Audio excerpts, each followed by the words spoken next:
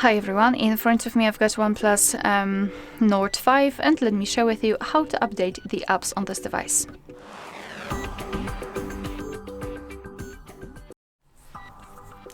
So let's begin with making sure that you've got the internet connection because it is required, and then let's enter the Play Store. Be aware because you will be able to follow all of my steps if you've got your Google account added to the device. If not, you can either do it right now, immediately after entering the Play Store, or if you don't want to do it on your own, you can check our tutorial of how to add or remove a Google account in this device. So let me quickly go through it. Let me enter the password and we will go back. Alright. No, thank you.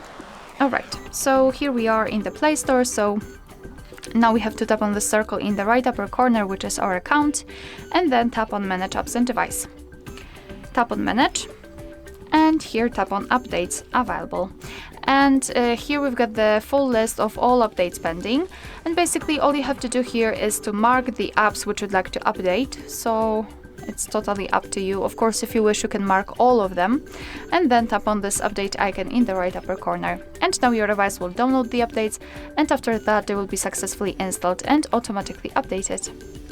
Alright, so that will be all. Thank you so much for watching. Please hit the subscribe button and leave the thumbs up.